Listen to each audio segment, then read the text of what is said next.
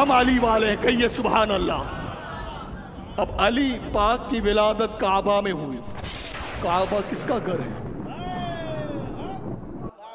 بھائی؟ جس کی شان میں قرآن کریم کے اندر ایک نہیں متعدد آیات آئی ہیں۔ یہ کعبہ یہ اتنا مبارک گھر ہے کہ اس کی زیارت کرنے سے بندہ گناہوں سے صاف ہو جاتا ہے۔ اس کی دیوار میں جنتی پتھر نصب ہے۔ اس کے طواف کو رب نے حج کا رکن اعظم بنا کر کے جب تک طواف کعبہ نہ ہو تو حج کی ادائیگی نہ ہو۔ یہ وہ کعبہ کہ جس کو دیکھنا ثواب، یہ وہ کعبہ جو اہل اسلام کا قبلہ بنا ہوا ہے، یہ وہ کعبہ جس سے اہل اسلام جس کا طواف کر کے نجات حاصل کرتے ہیں، یہ وہ کعبہ ہے کہ اگر اس کا طواف رک جائے تو دنیا کا سسٹم رک جاتا ہے۔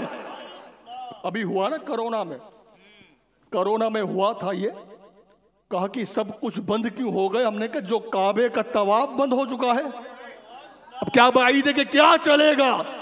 اتنی عظمتوں والا گھر، اتنا مقدس، اتنا مبارک گھر کہ جو انوار الہی کا جو مرکز ہے، جہاں ہر وقت رب کی رحمتیں برستی رہتی ہیں، جس کی زیارت کر کے مسلمان اپنے دل میں سکون حاصل کرتا ہے، جس کی پہلی زیارت کرنے سے جو دعا مانگی جائے وہ قبول ہوتی ہے۔ حضرات گرامی، تو علی المرتضیٰ کا کعبے میں پیدا ہونا، آپ کی ولادت کعبے میں ہونا، یقیناً یہ علی کے لیے بہت بڑا اعزاز ہے۔ مگر اس میں بھی کوئی شک نہیں کہ علی کا کعبے میں پیدا ہونا یہ صرف علی کے لیے نہیں، علی کے لیے اعزاز ہے مگر کعبے کے لیے بھی اعزاز ہے۔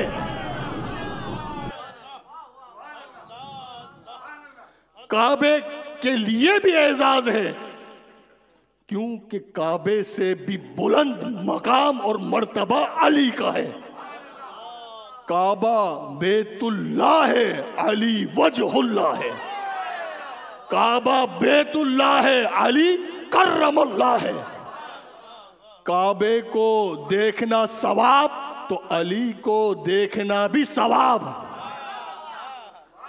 کعبہ اگر یقیناً ایمان کا مرکز ہے تو علی کل ایمان ہے، علی کا دل عرش ہے۔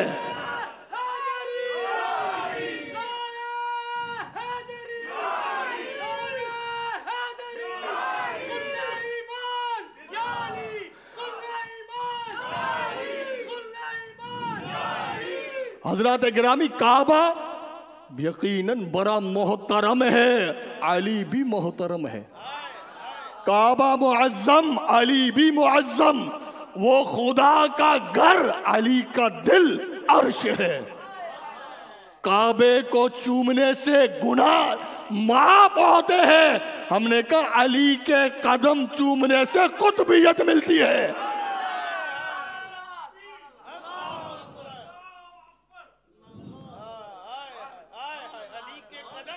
علی کے قدم چومنے سے قطبیت ملتی ہے، اور یہی نہیں بلکہ خدا کی قسم علی کے قدم چومنے سے غوثیت ملتی ہے، ولایت ملتی ہے۔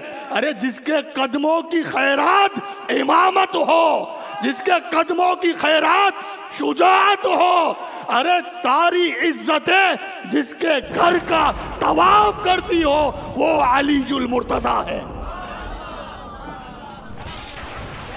وہ علی ہے۔ کہیے سبحان اللہ۔